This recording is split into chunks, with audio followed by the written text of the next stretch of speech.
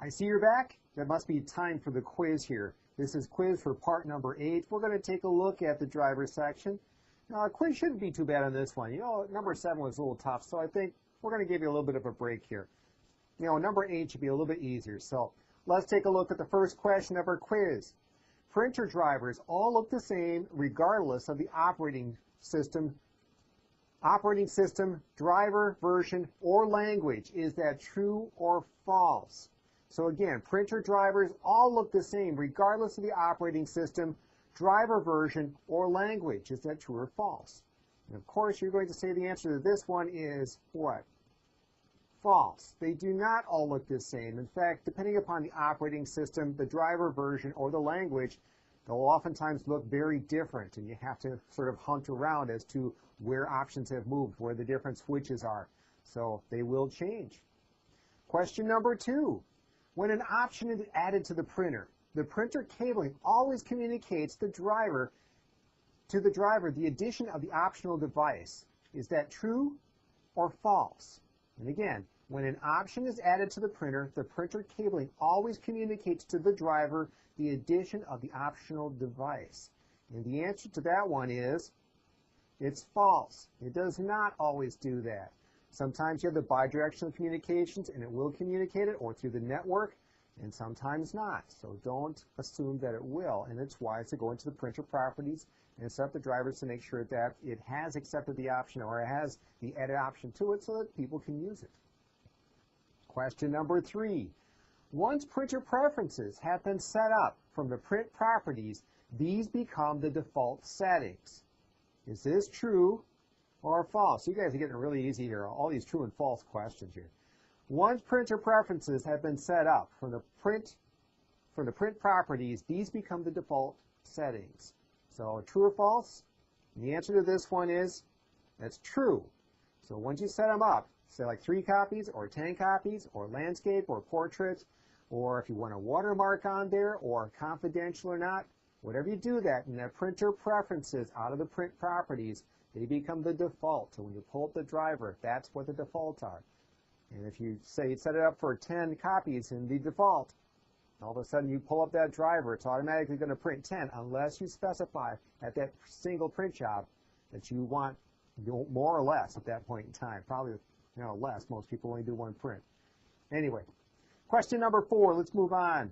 The print and hold option in the printer allows the end user to A. Store print jobs in the printer memory for future use. B. Only print after a PIN code has been entered. C. Print 1 copy of a document as a sample before printing the others. D. Change the fonts at the printer. Now, just a hint on this one. There's more than one answer. So if you're looking at this going, wait a minute, which one is it? There is more than one. So I'm not going to tell you how many, but I'm going to let you figure that one out. But again, the print and hold option in the printer allows the end user to do which of these, or how many of these, or one of these. Okay, so there's more than one answer.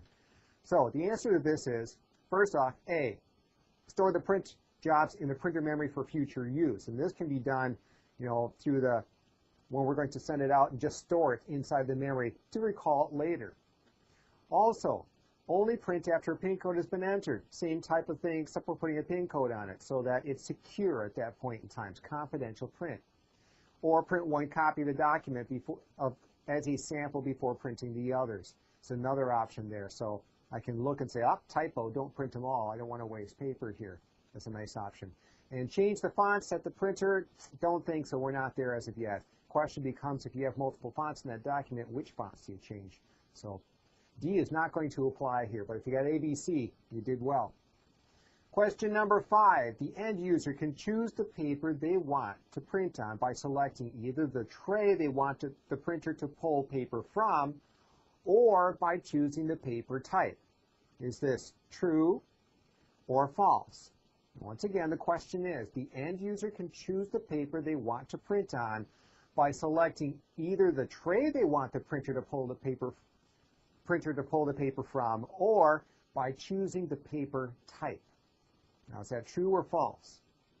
Now, the answer I have here is true. It does, it does do exactly this. So they can choose either the tray number out of the driver, or they can choose the paper type. Now that assumes that somebody went through and defined the paper trays for different types of paper. If they didn't do that, then it's false.